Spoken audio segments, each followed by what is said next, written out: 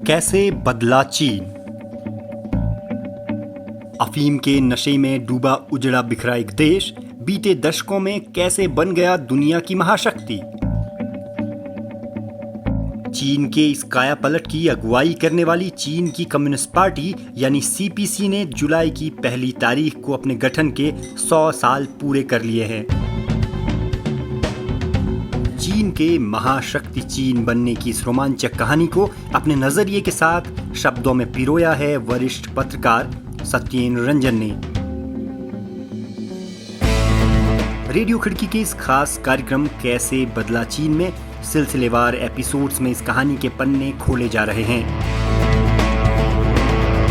पेश है दूसरा एपिसोड, चीन का रास्ता।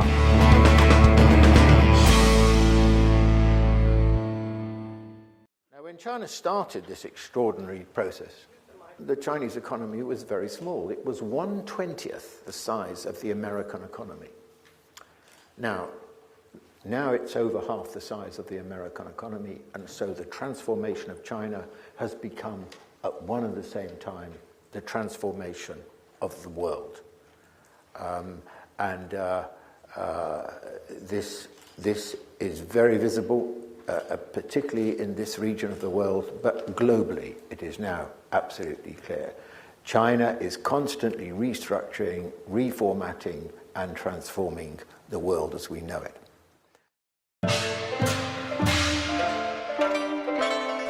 ब्रिटिश लेखक और पत्रकार मार्टिन जैक्स ने लिखा है, विश्व शक्ति के रूप में चीन के उदय से हर चीज में नई जान आ गई है।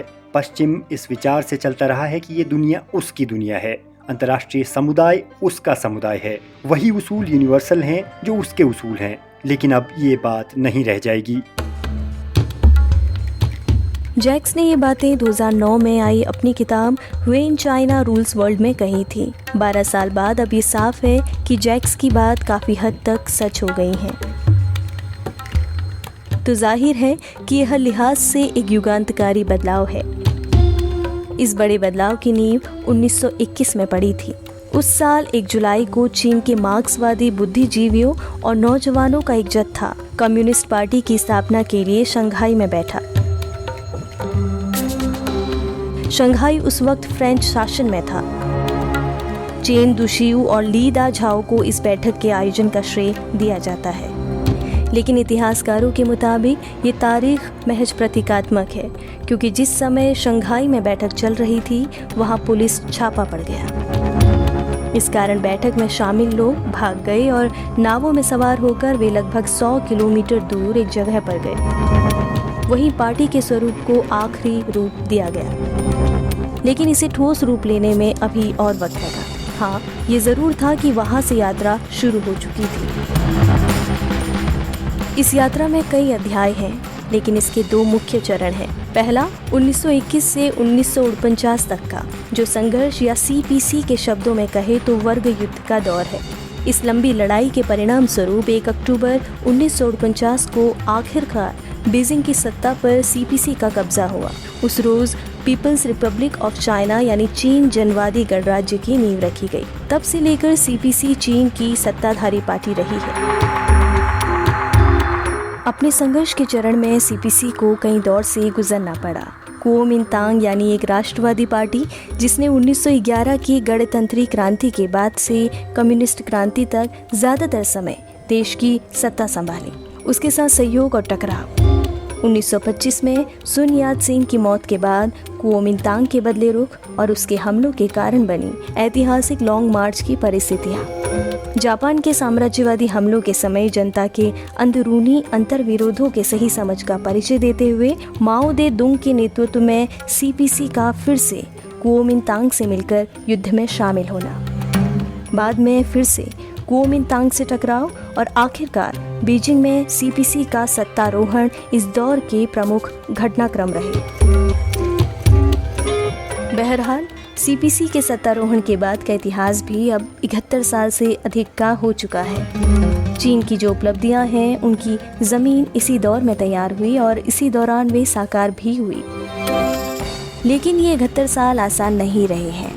इस दौरान कई उथल पुथल से सीपीसी और चीन दोनों को गुजरना पड़ा। उन सब की विस्तार से चर्चा एक लेख श्रृंखला में संभव नहीं है। इस दौर में कुछ पड़ाव ऐसे रहे हैं जिनको लेकर न सिर्फ दुनिया में बल्कि खुद चीन के अंदर भी अंतर्विरोधी समझ रही है। अब जबकि शताब्दी के मौके पर सीपीसी की भूमिका को समझने की कोशिश की जा रही है, तब उन पर और उनसे जुड़े विवादों पर एक नज़र डालना ज़रूरी है।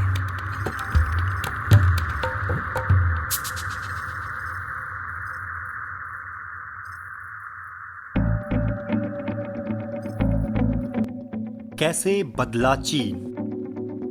अफीम के नशे में डूबा उजड़ा बिखरा एक देश बीते दशकों में कैसे बन गया दुनिया की महाशक्ति? वरिष्ठ पत्रकार सत्येंद्र रंजन की एक पड़ताल। कैसे बदला चीन?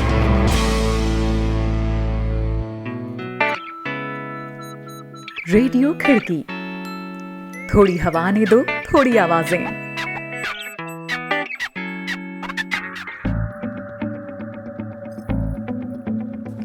पीपल्स रिपब्लिक के वजूद में आने के बाद पंचवर्षीय योजनाओं की शुरुआत, नए समाज के निर्माण के सिलसिले में गांवों में कम्यून की स्थापना, दूसरी पंचवर्षीय योजना में अपनाई गई ग्रेट लीप फॉरवर्ड की नीति, 1966 से 1976 तक चली सांस्कृतिक क्रांति, 1976 में माओ के निधन के बाद सत्ता के केंद्र में देंग शियाओपिंग की वापसी और तब से शुरू हुआ देंग युग, और आखिर में शी जिनपिंग का मौजूदा दौर। ये वे पड़ाव हैं जिनका असर आज के चीन पर साफ देखा जा सकता है।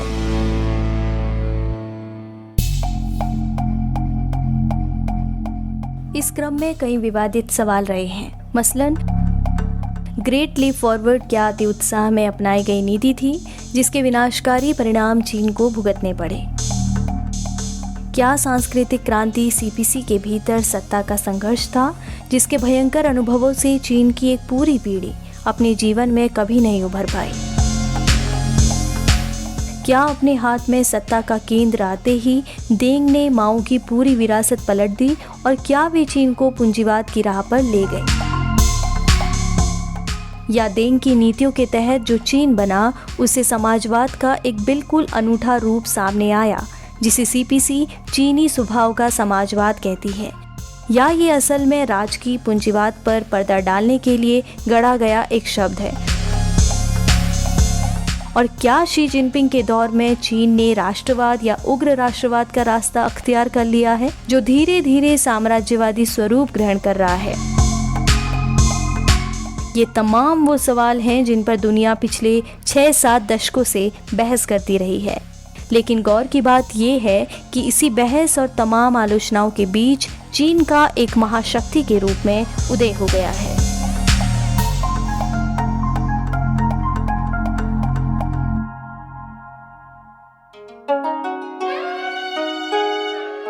आज सबसे अहम समझना यह है कि आखिर ऐसा कैसे हुआ। ये समझने के क्रम में दुनिया भर के अनेक इतिहासकारों, अर्थशास्त्रियों और राजनीति शास्त्रियों के विमर्श का महत्वपूर्ण योगदान रहा है। इससे आमतौर पर जो एक बात उभर कर सामने आती है वो यह कि ऐसा इसीलिए हुआ क्योंकि पीपल्स रिपब्लिक की स्थापना के बाद सीपीसी ने जो विकास नीति अपनाई उसके केंद्र में हमेशा आम जन को रखा गया। माओ के दौर में समता का मूल्य ऐसी हर नीति का प्रमुख मार्गदर्शक बना रहा। इन दोनों बातों का साझा परिणाम यह हुआ कि आरंभिक दशकों में चीन ने तब जो भी सीमित संसाधन थे उनका निवेश, जिसे अब नई भाषा में मानव विकास कहा जाता है, उसमें किया। तो जोर प्राथमिक शिक्षा, प्राथमिक स्वास्थ्य और आम जन की सबसे प्राथमिक जरूरतों पर था। इसी जोर की एक मिसाल बेयरफुट डॉक्टरों का प्रयोग था, जिन्हें उन आम बीमारियों के इलाज के लिए गांव-गांव भेजा गया जिनके इलाज के लिए उच्च विशेषज्ञता की जरूरत नहीं होती। जोर ऐसे डॉक्टर तैयार करने पर रहा जो डायरिया और आम इन्फेक्शन से होने वाले रोगों को स्थानीय स्तर पर साधारण चिकित्सा से ठीक कर सकें। निरक्षरता दूर करना और सबको बुनियादी तालीम देना पहली प्राथमिकताएं रही। गाँव में कम्यून बनाए गए जिनके तहत सामूहिक खेती और अन्य उद्योग धंधों को चलाने की योजना लागू की गई। ये प्रयोग कितना सफल रहा ये विवादास्पद है। इसी विवाद से जुड़ा ग्रेट लीप फॉरवर्ड नीति की कथित विफलता है।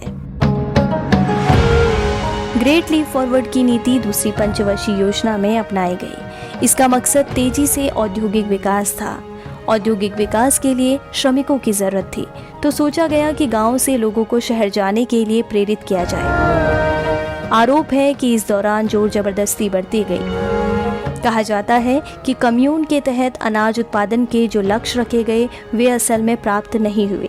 चूंकि उनमें जिम्मेदारी सामूहिक थी, इसीलिए ग्रामीणों ने व्यक्तिगत उत्साह और जरूरी मेहनत के साथ अपना योगदान नहीं किया। इससे अनाज पैदावार में गिरावट आई, लेकिन इसकी रिपोर्टिंग ईमानदारी से नहीं की गई। सरकार को ये गलत सूचना मिलती रही कि अनाज की पैदावार पूरी आबादी को खिलाने के लिहाज से पर्याप्त मात्रा में हो रही है।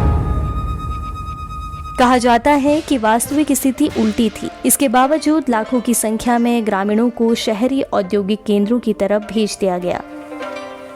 इसी बीच सूखा भी पड़ गया। नतीजा हुआ कि देश में अनाज की कमी हो गई। उससे बड़ी संख्या में मौतें हुई। कितनी, ये सही संख्या आज तक किसी को नहीं मालूम। पश्चिमी देशों में ये संख्या 2 से 3 करोड़ तक मानी जाती है। चीन में अब तक ऐसे विश्वसनीय आंकड़े सामने नहीं आए हैं जिनसे सही अंदाजा लग सके। लेकिन जब डेंग का युग शुरू हुआ तो ये माना गया कि ग्रेट लीप फॉरवर्ड नीति पर अमल के कारण देश को अकाल झेलना पड़ा था। ग्रेट लीप फॉरवर्ड नीति की विफलता का संबंध सांस्कृतिक क्रांति शुरू करने की माओ की मंशा से जोड़ा जाता है। माओ की सीपीसी में जो असाधारण हैसियत थी वो पार्टी के 100 साल के इतिहास में किसी की नहीं रही। माओ की ये हैसियत उनके मार्गदर्शक व्यक्तित्व और वर्ग युद्ध के लंबे काल में उनकी नेतृत्व क्षमता की वजह से बनी थी। पार्टी में उन्हें चेयरमैन का दर्जा दिया गया था, जो उनके निधन के बाद किसी और को नहीं मिला। लेकिन चूंकि वो पार्टी के सर्वमान्य नेता थे, इसीलिए ग्रेट लीप फॉरवर्ड की विफलता का ठिकरा भी उनके सिर फोड़ा जाता है।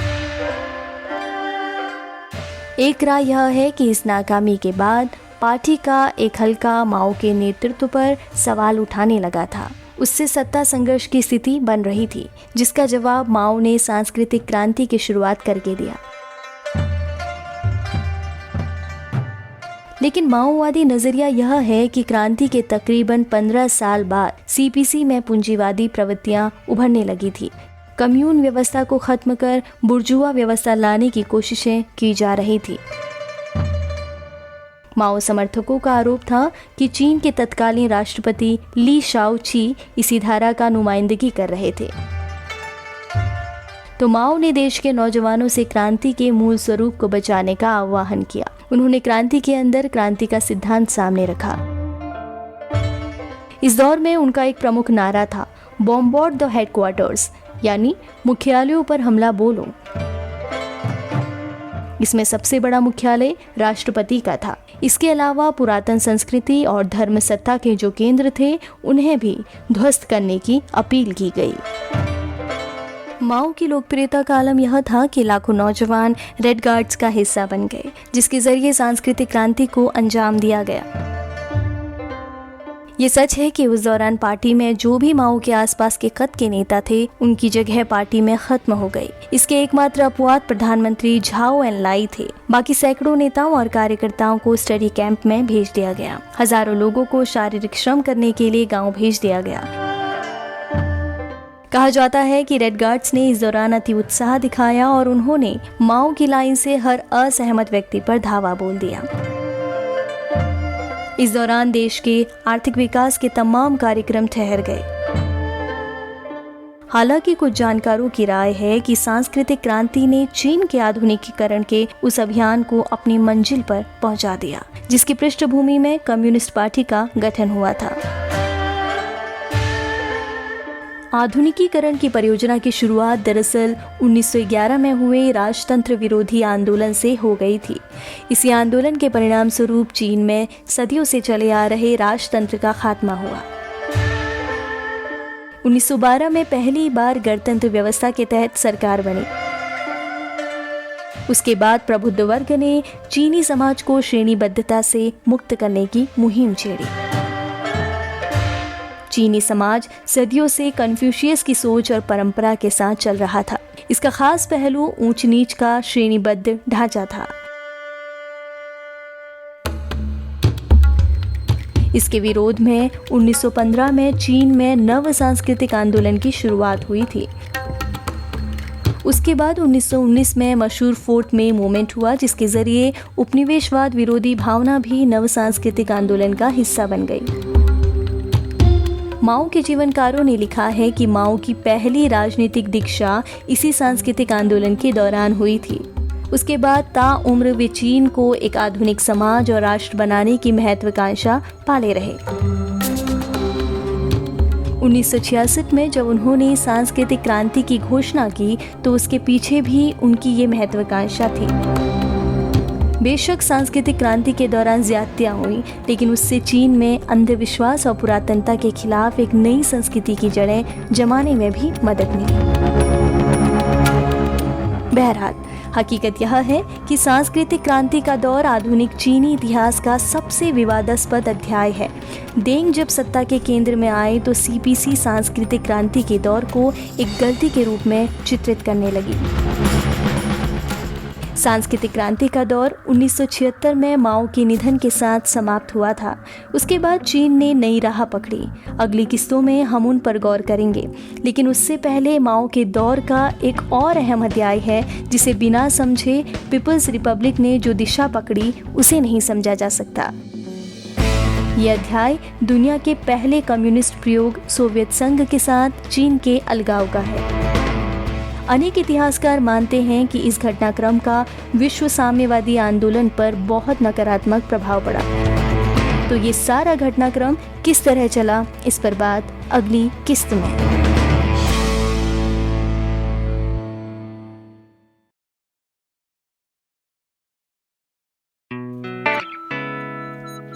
रेडियो खिड़की, थोड़ी हवा ने दो, थोड़ी आवाजें।